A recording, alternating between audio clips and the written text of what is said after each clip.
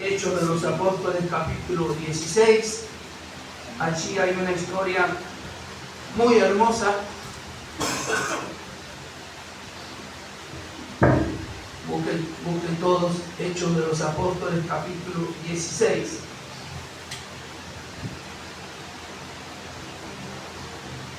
¿Ya lo han encontrado todos? Amén. Bueno, Hechos capítulo 16. El título ahí en el versículo 11 dice encarcelados en Filipos, pero lo voy a cortar un poco para no extenderme tanto. Desde el verso 14 vamos a leer, vamos a tomar lectura en el nombre del Padre, del Hijo y del Espíritu Santo, y dice así esta palabra del Señor. Entonces una mujer llamada Lidia, vendedora de púrpura de la ciudad de Tiatira, que adoraba a Dios, estaba oyendo. Y el Señor abrió el corazón de ella para que estuviese atenta a lo que Pablo decía.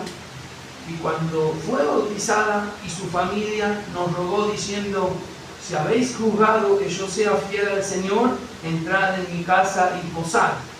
Y nos obligó a quedarnos. Aconteció que mientras íbamos a la oración, nos salió al encuentro una muchacha que tenía espíritu de adivinación, la cual daba gran ganancia a sus amos adivinando.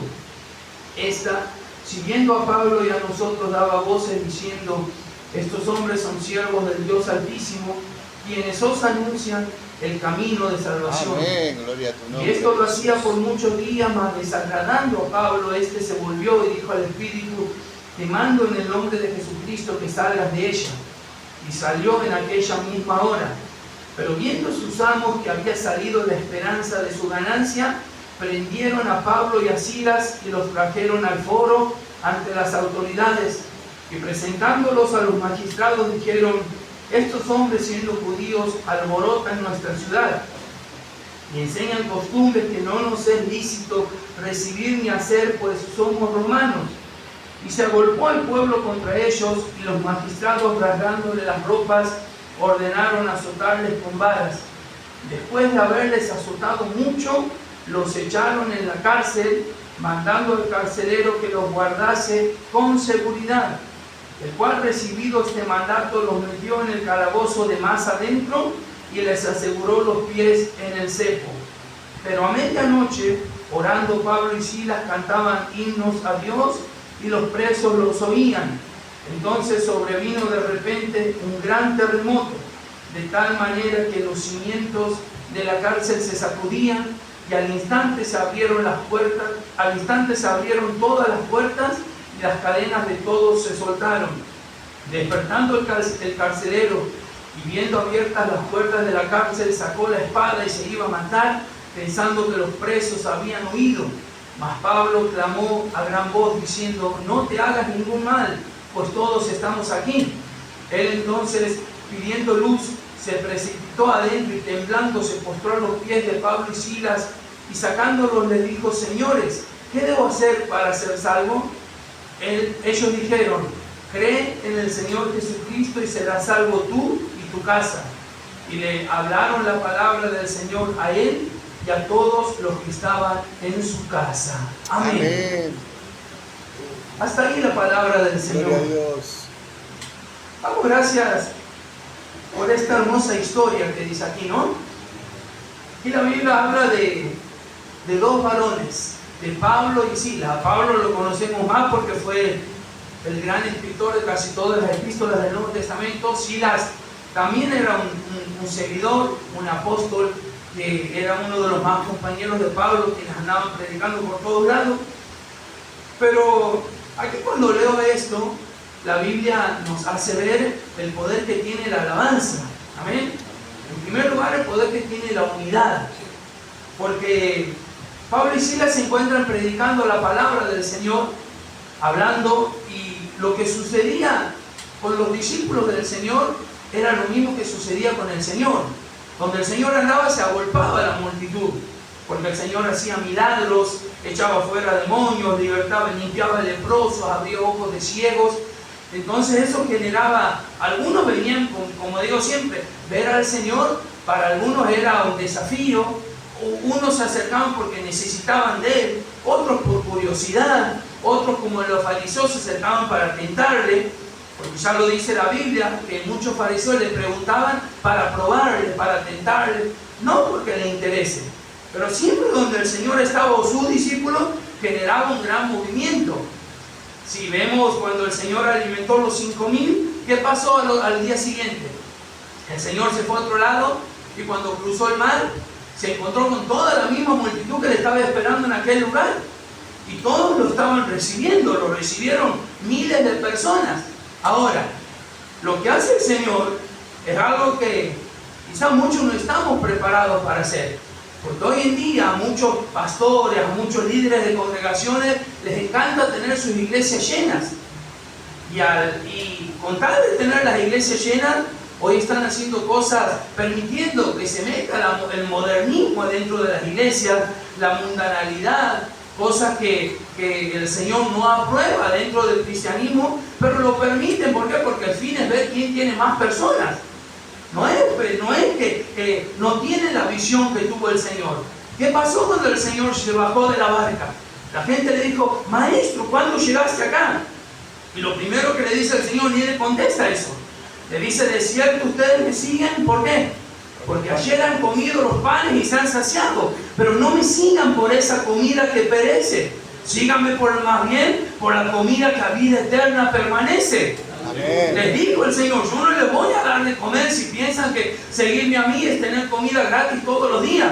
¿Y qué pasó desde allí? Muchos se volvieron atrás y ya no andaban con Él. Porque eso es lo que hace la palabra.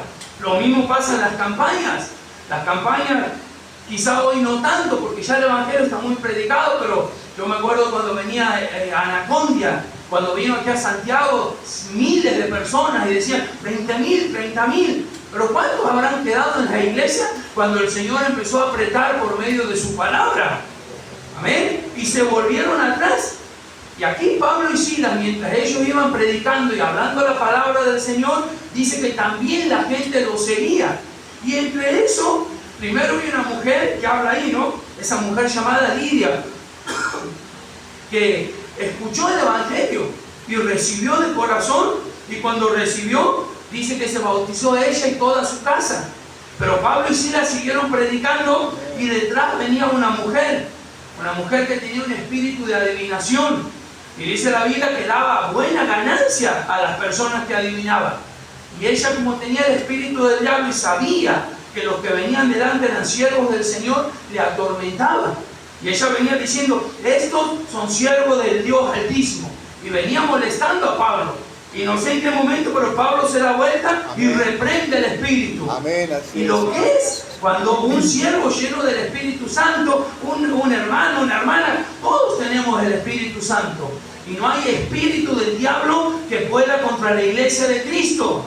Para eso no hace falta ser un apóstol, un diácono, un presbítero. El Señor dijo: el que tiene mi espíritu, yo le doy autoridad de hollar serpientes y escorpiones y sobre toda fuerza del mal, y nada los dañará. ¿Creen esa palabra? La iglesia del Señor está revestida del poder. Por eso dice Efesios, cuando Pablo le habla a los Efesios, dice: no dejo de orar y de pedirle a Dios y de rogarle que sean abiertos los ojos de vuestro entendimiento, para que sepan que todo el poder que tiene la iglesia, la cual Cristo le ha dado. Amén. A veces nos olvidamos el poder que tenemos como iglesia del Señor y estamos derrotados ante un problema. ¿Y qué pasó con Pablo? Cuando Pablo reprende a esa mujer, el espíritu huye, sale de esa mujer. Entonces las personas que recibían la adivinación y que hacían mucha plata se dieron cuenta que había terminado su negocio. ¿Y qué provocó? Miren lo que provoca. Por eso cuando entra el Espíritu del Señor y cuando el Señor liberta a alguien, cuando Dios empieza a obrar en un lugar, también genera que el diablo se enoje. Amén. El diablo se enoja, el diablo no quiere que el Evangelio crezca, que la obra del Señor sea, que el Evangelio sea anunciado, que la obra del Señor crezca.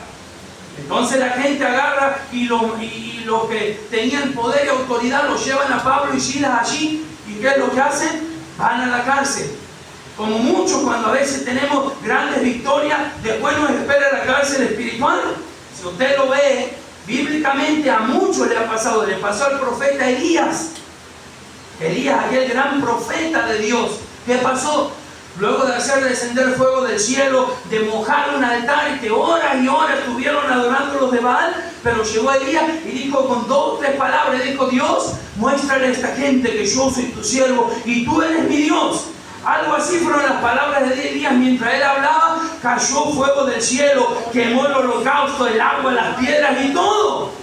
Pero luego de allí, una mujer que era Jezabel, la esposa de Acab, llena de espíritus inmundos, le mandó a decir a Elías: así me haga Dios que como tú le hiciste a mi profeta, mañana yo también te voy a hacer a ti. Y esas palabritas de esa mujer impía le dieron temor al profeta. ¿Cómo puede ser que Elías, un hombre que hacía descender fuego del cielo, salió huyendo? Y salió huyendo y caminó hasta el monte de Dios. A mitad de camino se cansó, se quedó dormido. Pero Dios nunca deja a sus siervos ni a su sierva a la merced, a la deriva del diablo. Un ángel le tocó la cabeza y le dijo: Elías, levántate y come. El profeta comió y bebió, pero estaba tan cansado y era tanto el peso que llevaba, caminó un poco más y se volvió a dormir.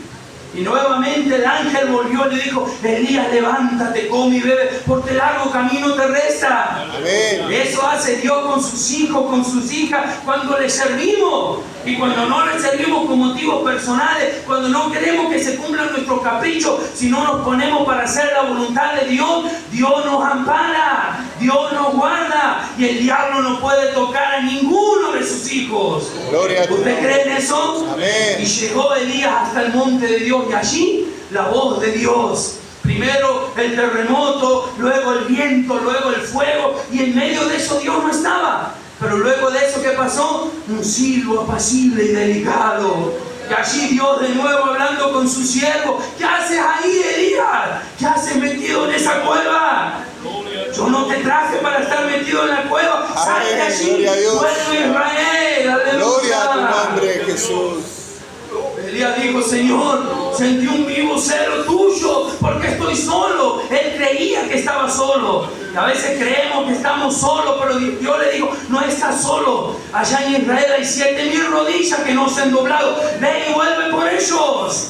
Gloria a su nombre. Gloria a tu nombre. No estás solo, hermano, no estás solo, hermana. Cristo está contigo. Cristo está contigo. Iglesia del Señor. Y dice que Elías salió de allí y fue, lo hizo Eliseo, levantó un rey y siguió hasta que vino el Señor a llevarlo en un carro de fuego. Ese es el fin de la iglesia, que Él venga a buscarnos en las nubes. Amén. Nubes de ángeles vendrá a buscarnos, pero eso para aquel que le sirva al Señor, gloria, para que no se vuelva atrás. Y estos hombres, luego de ser acusados injustamente, fueron a la cárcel. Y a mí lo que me llama la atención, lo mismo que pasa con Pedro, ¿no? Cuando Pedro es encarcelado. Pedro también, cuando es encarcelado, un poco más atrás en Hechos, ¿qué le dicen? Asegúrenlo bien. ¿Por qué lo hacían asegurar bien? Porque sabían que Dios estaba con ellos. A Pedro también lo meten y dice que le ponen 4 custodias de 4 soldados. 16 soldados para uno solo. Pero no era uno solo, Pedro estaba lleno del poder del Espíritu Santo. Lo mismo con Pablo y con Silas, le dicen: mándenos en el calabozo más de adentro. Pero fíjense que estando en esa cárcel, Pablo y Silas no se ponen a discutir ni a pelear entre ellos ni a decir: ¿por qué estamos aquí? No sé a cuál se le ocurrió la idea, si a Pablo o a Silas, no lo dice la Biblia, pero comenzaron a cantar y a cantar y a cantar, y los presos los oían. Habrán dicho: estos están locos. Pero ese es el secreto, cantar en medio de las cadenas. Dice una alabanza, ¿no? Oh, alaba, en medio de la prueba alaba, en medio del fuego alaba, alaba, alaba.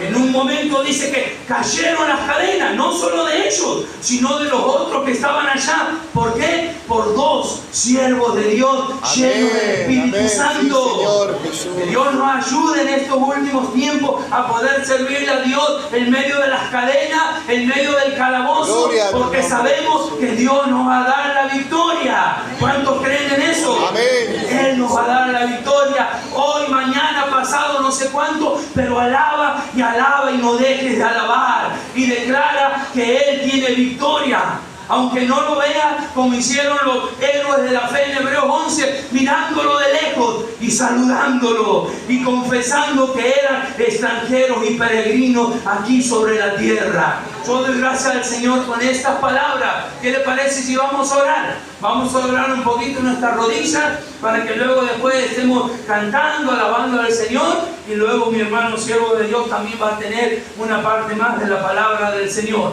Vamos a doblar nuestras rodillas